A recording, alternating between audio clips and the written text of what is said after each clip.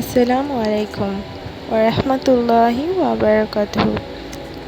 কিয়ামতের আগে ঘটবে 7টি ভয়ঙ্কর অলৌকিক ঘটনা, তা নিয়ে আমরা আজকে আলোচনা করব।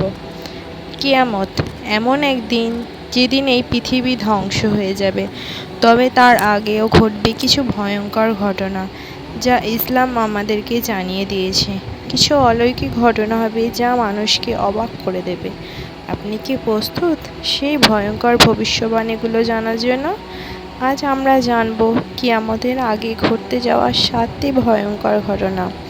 প্রথম ঘটনা, সূর্য পশ্চিম দিকে উদিত হবে।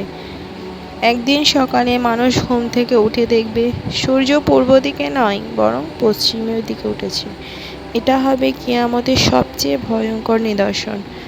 রাসূল সাল্লাল্লাহু আলাইহি ওয়াসাল্লাম বলেছেন, যখন সূর্য পশ্চিম দিকে উদিত হবে তখন তওবা ও ঈমান কবুল হবে না। মানুষ তখন বুঝবে আর কোনো আশা নেই। দ্বিতীয় ঘটনা, দাজ্জালের আগমন। তিনি হবেন সবচেয়ে ভয়ঙ্কর প্রতারক। দাজ্জাল এমন এক ব্যক্তি যার একটি চোখ থাকবে নষ্ট, যে মানুষকে বিভ্রান্ত করবে অলৌকিক শক্তি দিয়ে। সে মৃতদের জীবিত করবে, বৃষ্টি আনবে, এমনকি স্বর্গ ও নরকের দরজা খুলে দেওয়ার দাবি করবে। রাসূল সাল্লাল্লাহু আলাইহি ওয়াসাল্লাম আমাদের সতর্ক করেছেন দাজ্জালের ধোঁকায় যেন আমরা না পড়ি। তৃতীয় ঘটনা, ইয়াজুজ মাউজের মুক্তি। কিয়ামতের আগে একদিন ইয়াজুজ মাজুজ নামে এক ভয়ঙ্কর জাতি পৃথিবীতে বের হয়ে আসবে। তারা নদীর সব পানি খেয়ে ফেলবে, গাছপালা ধ্বংস করবে, এমনকি মানুষকেও হত্যা করবে। আল্লাহ তাআলা তাদের আটকে রেখেছেন, কিন্তু একদিন সেই বাঁধ ভেঙে যাবে এবং তারা পৃথিবীকে ধ্বংস করতে বেরিয়ে পড়বে।